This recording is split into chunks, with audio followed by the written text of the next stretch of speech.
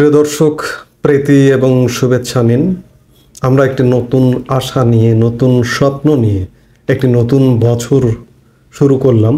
নতুন বছর শুরুর সকালে 2025 স্বাগত জানাই 2025কে এবং আপনাদের সবাইকে নতুন বছরের শুভেচ্ছা।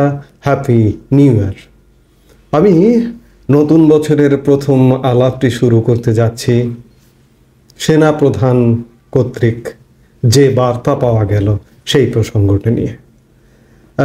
গত 30 ডিসেম্বর সেনা সদর দপ্তরে সেনাবাহিনী প্রধান জেনারেল ওয়াকারুজ্জামানের অফিসে সাক্ষাৎকার নিয়েছেন প্রথম আলোর সম্পাদক মতিউর রহমান।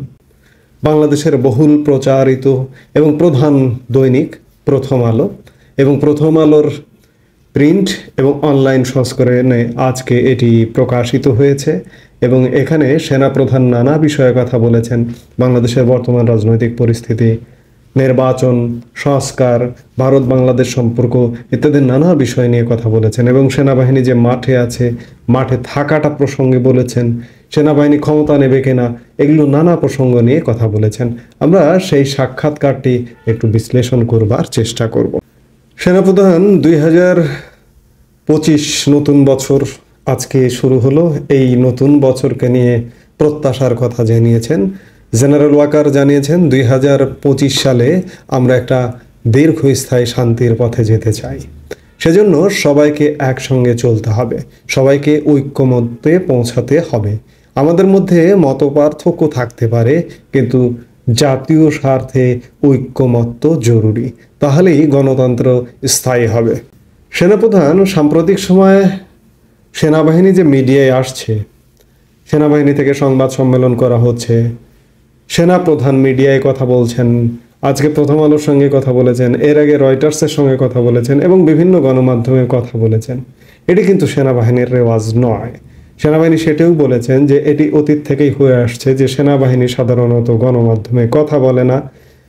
আমাদের পক্ষ থেকে এখন ব্রিফিং করা হচ্ছে, আমিও কথা বলতে স্বাচ্ছন্দ্য বোধ করছি। সেনা প্রধানকে প্রশ্ন করা হয় যে সরকার একটি নির্বাচনের সময়সীমা দিয়েছে, এই সময়সীমাটি সম্পর্কে আপনার মত কি? সেনা প্রধান বলেছেন যে দেশবাসী অবশ্যই একটা ভালো নির্বাচন চায়, সুষ্ঠু, শান্তিপূর্ণ ও উৎসব মুখর নির্বাচন চায়। অন্তর্বর্তীকালীন সরকারের প্রধান লক্ষ্য সেটা। প্রধান উপদেষ্টা নির্বাচনের সময়সীমা দিয়েছেন, সেটা ঠিক সময়। আমরা অন্তর্বর্তী সরকারের নির্বাচনের রূপরেখা বাস্তবায়নে সব সহযোগিতা করব। অর্থাৎ সেনাপ্রধান প্রধান উপদেষ্টার দেওয়া যে নির্বাচনের সময়সীমা 2025 অথবা 26-এর প্রথমার্ধে, এটিকে সঠিক বলেছেন। এই ধারণাটি আসলে প্রথম সেনাপ্রধান জেনারেল ওয়াকারুজ্জামানই দিয়েছিলেন। এই সময়সীমার ধারণাটি সেনাপ্রধান প্রথম সেপ্টেম্বর মাসে, এর মধ্য সেপ্টেম্বরে একটি সাক্ষাৎকার দিয়েছিলেন ব্রিটিশ বার্তা সংস্থা রয়টার্সকে। সেখানেও তিনি 18 মাসের একটা ধারণার কথা বলেছিলেন। তো কাজেই মোহাম্মদ ইউনূস প্রধান উপদেষ্টা যে সময়সীমাটি দিয়েছেন, সেনাপ্রধানের সেই ধারণার সঙ্গে মিলে যায়। সেই জায়গায় সেনাপ্রধান এটিকে, এই সময়সীমাটিকে সমর্থন জানাচ্ছেন। সেনাবাহিনীর প্রধান জেনারেল ওয়াকার সেনাবাহিনীর মাঠে থাকা সম্পর্কে বার্তা দিয়েছে। প্রশ্ন করা হয়েছে সেনাবাহিনী সরকারের অংশ, বর্তমান অবস্থায় আপনাদের মধ্যে কোনো উৎকণ্ঠা আছে কিনা। সেনাপ্রধান বলেন, আমাদের মাঠে থাকতে হচ্ছে, আমরা পরিস্থিতি বুঝতে পারছি, আমরা কিভাবে স্বাচ্ছন্দ্য বোধ করতে পারি তা নিয়ে একটা ধারণা দিই। দিনের শেষে আমার সেনাদেরই তো মাঠে যেতে হচ্ছে। এর মধ্যে প্রায় 5 মাস ধরে তারা মাঠে আছেন। যত বেশি আমাদের লোকজন মাঠে থাকবেন, তত বেশি তাদের শৃঙ্খলা বহির্ভূত কাজে জড়িয়ে পড়ার শঙ্কা দেখা দিতে পারে। ডাকাত ধরতে গিয়ে আমার একজন কর্মকর্তা নিহত হলেন। পুলিশ যদি দ্রুত সংগঠিত হয়ে যেত, আমার কোনো উদ্বেগ থাকতো না। তারা যদি সুসংগঠিত হয়ে যায়, বেসামরিক প্রশাসন যদি যথাযথ আইন শৃঙ্খলার দায়িত্ব পালন শুরু করে দেয়, তাহলে আমরা আশ্বস্ত হতে পারি। তিনি এটিও বলেছেন যে পুলিশ পুনর্গঠিত হওয়ার জন্য কাজ চলমান, আমরা চাইব শিগগিরই সেটা ফলপ্রসূ হবে। এই কথা থেকে এটি বোঝা যায় যে সেনাবাহিনী হয়তো শিগগিরই মাঠ থেকে উঠে যেতে পারে। কারণ আমরা একটি গুরুত্বপূর্ণ স্থাপনা, কেপিআই স্থাপনা, সবচেয়ে গুরুত্বপূর্ণ কেপিআই স্থাপনাগুলোর মধ্যে সচিবালয়, সেখান থেকে সেনাবাহিনী যে নিয়মিত দায়িত্ব পালন করতো সেখানে দায়িত্ব পালন করবে না, সেখান থেকে উঠিয়ে নেওয়া হয়েছে। কাজেই সারা দেশ থেকে যদি উঠিয়ে নেওয়া হয় আগামী 15 দিন 1 মাসের মধ্যে, সেটি অবাক হওয়ার কিছু নেই। এই যে সেনাবাহিনীর যে ম্যাজিস্ট্রেসি পাওয়ার আর মাত্র 15 দিন আছে, মধ্য জানুয়ারিতে এটি শেষ হবে। এটি যদি না বাড়ে তাহলে সেনাবাহিনী উঠে যেতেও পারে। সাক্ষাৎকারে রাজনৈতিক দলের গুরুত্বের কথা বলেছেন। প্রথম আলো প্রশ্ন করেছে যে গত 15 বছরে প্রশাসন, পুলিশ, বিচার ও ব্যবসা সহ রাষ্ট্রের নানা ব্যবস্থা ভেঙে গেছে, এটাকে একটা স্বাভাবিক জায়গায় আনতে তো সময় লাগবে। সেনাপ্রধান উত্তর দিয়েছেন, এটার জন্য রাজনৈতিক দল ও সরকার লাগবে, রাজনীতিবিদদের এগিয়ে আসতে হবে। রাজনীতি ছাড়া ও রাজনৈতিক সরকার ছাড়া এটা সম্ভব নয়। তিনি রাজনীতির উপর সর্বাধিক গুরুত্ব দিয়েছেন। সেনাপ্রধান রাষ্ট্রপতি এবং প্রধানমন্ত্রীর ক্ষমতার ভারসাম্যের কথাও বলেছেন। প্রথম আলো প্রশ্ন করছে যে বিগত 50 বছরে আমরা দেখেছি সেনাবাহিনী কখনো নিজেরা ক্ষমতায় এসেছে, কখনো আন্দোলনের ফলে সেনাবাহিনী পরিস্থিতি সামাল দিয়েছে বা ক্ষমতা নিয়েছে। এবার আপনাদের প্রতি মানুষ আহ্বান জানিয়েছে, এসব তো বাস্তবতা। সেনাপ্রধান বলছেন, আমরা আইন শৃঙ্খলার দেখভাল করছি, কিন্তু আমাদের 1-11-র অভিজ্ঞতা খুব একটা সুখকর নয়। সেনা সদস্যদের মাঠে দীর্ঘদিন উপস্থিতি উচ্ছৃঙ্খল কাজে জড়িয়ে পড়ার ঝুঁকি তৈরি করে। যদিও সংখ্যাটা খুবই কম, শৃঙ্খলাজনিত ঘটনার জন্য আমরা সঙ্গে সঙ্গে তদন্ত শেষে শাস্তিও দিই। এরপরও শৃঙ্খলার বিষয়টি আমাদের জন্য বিব্রতকর। আমাদের তো এ ধরনের কাজে যুক্ততা কিংবা রাজনীতিতে জড়িয়ে পড়ার জন্য তৈরি করা হয়নি। প্রথম আলো প্রশ্ন করেছে যে আপনারা সরকারের পেছন থেকে সহযোগিতা করছেন, এখন আপনারা পেছনে থাকছেন, এমন একটি প্রশ্ন করেছেন। সেই প্রশ্নের জবাবে সেনাপ্রধান বলেছেন, পেছনে থাকা মানে আমরা অন্তর্বর্তী সরকারকে সহায়তা করছি। তারা আমাদের কাছ থেকে যে ধরনের সহায়তা চাইছে সেভাবেই সহায়তা দিচ্ছি এবং দেব। যেদিন পর্যন্ত অন্তর্বর্তী সরকার বলবে আপনাদের অনেক ধন্যবাদ, আপনারা আপনাদের কাজটা সম্পন্ন করেছেন, এখন পুলিশ আইন শৃঙ্খলার দায়িত্ব নেবে, আমরা তখন সানন্দে সেনানিবাসে ফিরে যাব। জেনারেল ওয়াকার অন্তর্বর্তী সরকারের সাথে থাকবার আশাবাদ ব্যক্ত করেছেন। প্রথম আলো প্রশ্ন করেছেন, আপনারা অন্তর্বর্তীকালীন সরকারকে সব রকমের সাহায্য করছেন। সেনাপ্রধান বলেছেন, আমরা পুরোপুরি সরকারের পাশে রয়েছি, আমরা চেষ্টা করব প্রধান উপদেষ্টা যেভাবেই আমাদের সাহায্য চাইবেন আমরা সেভাবেই ওনাকে সহযোগিতা করব। এটাতে যদি আমাদের অসুবিধা হয়, সৈনিকদের যদি সাময়িক অসুবিধাও হয়, তারপরও সরকারকে সহযোগিতা করে যাব।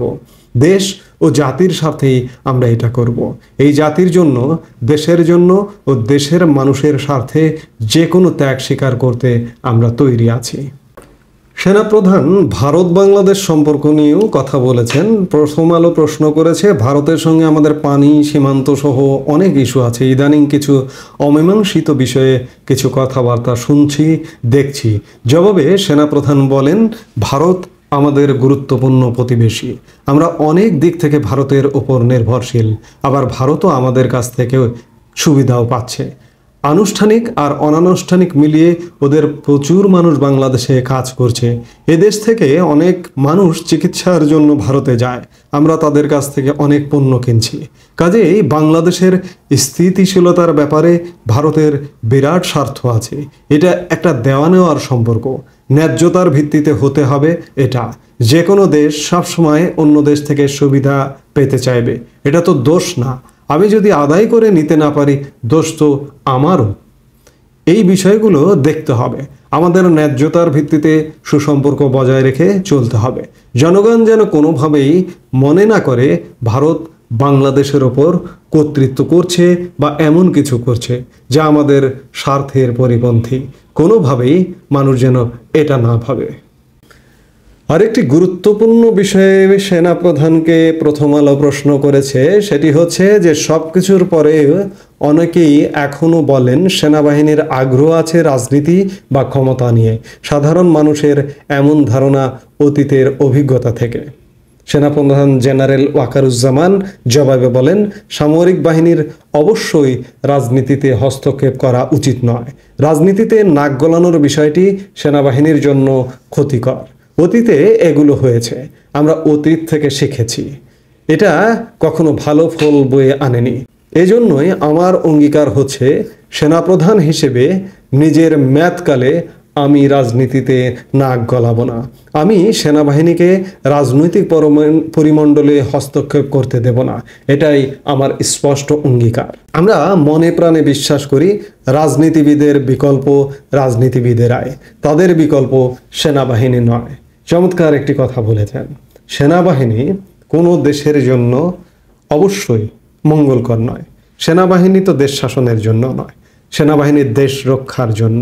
সেই জায়গা থেকে জেনারেল ওয়াকারুজ্জামান একদম পরিষ্কার করলেন যে আমি আমার মেয়াদে অন্ততপক্ষে রাজনীতিতে নাক গলাবো না। অতীতে হয়েছে এবং পৃথিবীর দেশে দেশে হয়। অর্থাৎ এই সেনাপ্রধানের এই বার্তা থেকে এটি স্পষ্ট যে সেনাবাহিনী এই মুহূর্তে মাঠে থাকতে একটা অস্বস্তি বোধ করছে। যে কোনো মুহূর্তে পরিস্থিতি একটু স্বাভাবিক হলে সেনাবাহিনী মাঠ থেকে উঠে যাবে। সেনাবাহিনী অনেকে প্রত্যাশা করছেন, দেশের মানুষ, দেশের পরিস্থিতি যেহেতু আইন শৃঙ্খলা পরিস্থিতি ভয়াবহ, অনেকে প্রত্যাশা করছেন সেনাবাহিনী ক্ষমতায় আসুক, ক্ষমতা নিক সরাসরি, তাহলে যদি দেশের উন্নতি হয়। আসলে মানুষ নিরুপায় হয়ে বলছেন সেনাবাহিনী ক্ষমতায় নিলেই যে দেশের আইন শৃঙ্খলা পরিস্থিতি উন্নতি হবে না, তার জন্য আমি দৃষ্টি দিতে বলবো আমাদের পার্শ্ববর্তী দেশ মিয়ানমারের দিকে। সেখানে মিয়ানমারের জান্তা সরকার 2021 সাল থেকে ক্ষমতায় আছে। সেখানে কি আইন শৃঙ্খলা পরিস্থিতি ভালো হয়েছে? সেখানে অর্থনৈতিক পরিস্থিতি কি ভালো হয়েছে? সেখানে জাতিগত দাঙ্গা কি বন্ধ হয়েছে? বন্ধ হয়নি, বরঞ্চ জান্তা সরকারকে উৎখাত করবার জন্য প্রত্যেকটি সীমান্তে সীমান্তে বিদ্রোহী গোষ্ঠী গড়ে উঠেছে। এবং অবস্থা দৃষ্টি এমনটাও মনে হচ্ছে যে জান্তা সরকারকে উৎখাত করে, সামরিক সরকারকে উৎখাত করে বিদ্রোহী গোষ্ঠী ক্ষমতা গ্রহণ করবে। তো কাজেই সেনাবাহিনী কোনো জায়গার জন্য মঙ্গলজনক নয়, এটি জেনারেল ওয়াকারুজ্জামানও বোঝেন। সেজন্যই তিনি সেনা হস্তক্ষেপ করতে চান না। সব কিছু মিলিয়ে সেনাপ্রধানের, আমরা বছরের শুরুতে সেনাপ্রধানের একটি বার্তা পেলাম যে বর্তমান সরকারকে সহযোগিতা করছেন এবং নির্বাচন পর্যন্ত করবেন, এবং ভারত বাংলাদেশ সম্পর্কও তিনি আসলে ভালোই চান, এটিও তার কথায় এসছে। যে কারণ দু দেশের নির্ভরশীলতা আছে, তার কথায় একটি ইঙ্গিত অন্ততপক্ষে পাওয়া গেছে যে বাংলাদেশের নির্ভরশীলতাটাই বেশি, এবং সেই সাথে তিনি একটা নির্বাচন, সুষ্ঠু নির্বাচনের দিকে যাবে দেশ। এবং সবচেয়ে গুরুত্বপূর্ণ যেটি, যে রাজনীতিবিদদের দরকার, রাজনীতিবিদদের বিকল্প রাজনীতিবিদই হতে পারে, সেনাবাহিনী হতে পারে না। এটি তার গুরুত্বপূর্ণ একটি মেসেজ। তো আমরা আশা করব 2025-এই নির্বাচন হবে, খুব বেশি হলে হয়তো 26-এর 3 মাসের মধ্যে নির্বাচন হবে, এটাই প্রত্যাশা করব। তবে 2025-এর মধ্যেই নির্বাচন হওয়া উচিত বলে আমরা মনে করি। নইলে যেই হোক, ইউনূস সরকার হোক, সেনাবাহিনী হোক, এই যে দেশের বাঁধ ভাঙা মানুষের যে অস্বস্তি নানা ক্ষেত্রে নানা ব্যাপারে, সেনাবাহিনী মাঠে আছে, একটি অন্তর্বর্তীকালীন সরকার দায়িত্বে আছে, কিন্তু মানুষ স্বস্তিতে আসতে পারছে না। এই অস্বস্তির জায়গা কিন্তু বাঁধ ভেঙে যাবে। 2025 তো পেরোনোই যাবে না, পারলে জুনের মধ্যে নির্বাচন দিয়ে রাজনীতিবিদদের ক্ষমতায়িত করা উচিত, রাজনৈতিক সরকার প্রতিষ্ঠা করা উচিত। আমরা নতুন বছরে সেনা প্রধানের এই বার্তাকে স্বাগত জানাই। এই মুহূর্তে এ পর্যন্তই। সবাই ভালো থাকুন, সুস্থ থাকুন। আমাদের ভিডিওগুলো নিয়মিত পেতে সাবস্ক্রাইব করুন Sajjad Kadir and the legends YouTube channel, এবং লাইক, কমেন্ট, শেয়ার করে সাথে থাকুন।